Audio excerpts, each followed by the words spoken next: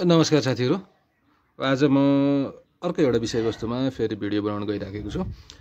यो भिडियोमा तपाईहरुलाई स्वागत छ।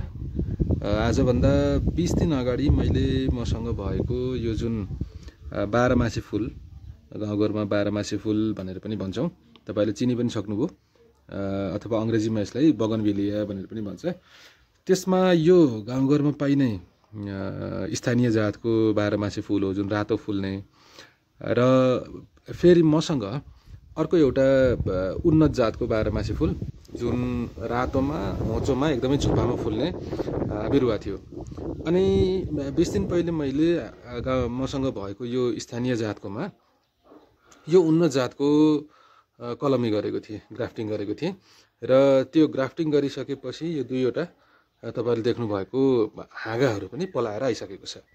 सो यो पलाउनुको अर्थ पक्कै पनि त्यो ग्राफ्टिङ गरिएको भएको जोडियो भन्ने भयो। र यसको जरासहित नै मैले निकालेको छु। फेरि जरासहित किन निकाल्यो भने होला, यो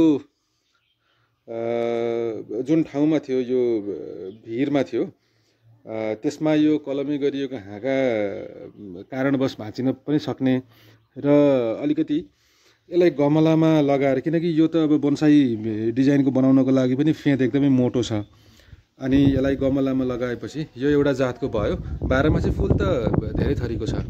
मसँग अहिले 3 थरीको छ, सेतो, पहेँलो र यो वाला एउटा। यसको त पात अलिकति फरक छ, तपाईले हेर्नुभयो भने ल हेर्नुस्, नर्मल बाह्रमासेको भन्दा फरक पात छ यसको, सेतो र पहेँलो रातोमा मिक्समा देखिन्छ।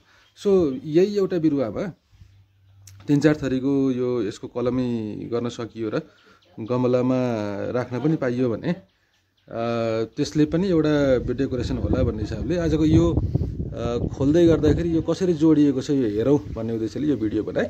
अब यसलाई खोलेर हेरौँ यो जोडिएको छ कि छैन, र प्लस यसलाई गमलामा पनि लगाएर हेरौँ ल।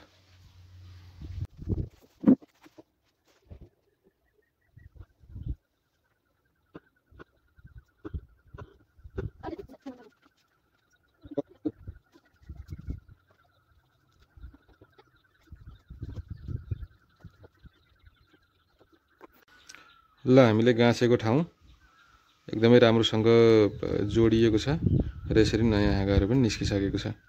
सो अब यो त सफल भइ नै हाल्यो। अब सँगै यही हाँगामा अरु दुईवटा पनि गाँस्छु, त्यसको त अलि समय लाग्छ, त्यसको अपडेट पनि पछि आउँछ।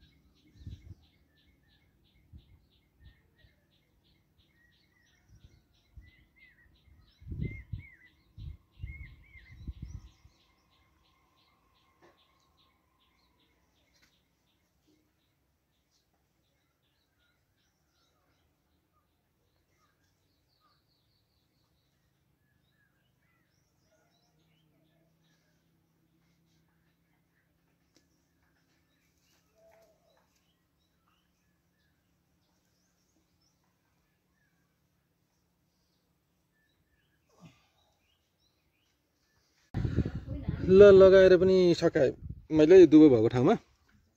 यो 10 वर्ष पुरानो दुबो हो, चाइनिज दुबो, राम्रो छ। अहिले पानी परेपछि हुर्किएको छ। अब यसलाई मैले अघि त प्लास्टिक खोल्दिएँ, तर अहिले फेरि मैले प्लास्टिक बाँधेँ। किन भन्दा पछिल्लो 2 दिन पानी पनि, यो अलिकति ब्लड देखियो, अझै ब्लड देखियो बाहिर आयो। यो पानी परिराखेकोमा अब यो फेरि प्लास्टिक खोलिदिएर भित्र पानी गयो भने कुहिन पनि सक्छ, फेरि कुनै कारणले हावाले हल्लिएर यो बिग्रन पनि सक्छ।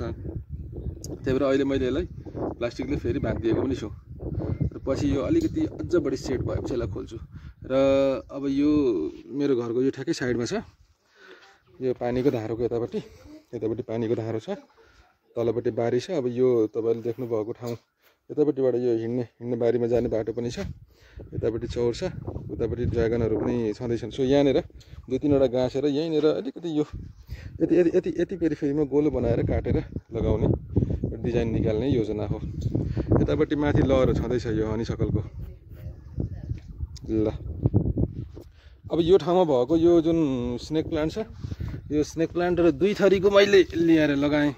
एउटा यो तपाईँले देख्नुभएको यो किनारा अलिकति जलेको जस्तो, यहाँ टेम्परेचर नमिलेको भएर जलेको जस्तो देखिएको छ, तर यो भेरिगेटेड हो। यो यसको मार्जिन चाहिँ पहेँलो रहन्छ। अब अर्को भनेको नर्मल छ, नर्मल भनेको यो कालोमै देखिने, यतापट्टि अर्को छ। यसलाई फेरि मैले अर्को ठाउँमा लगेर लगाइदिन्छु। हुन्छ, अब आजलाई मैले यति नै गरेँ। यो बेलासम्म भिडियो हेरिदिनु भयो, धन्यवाद।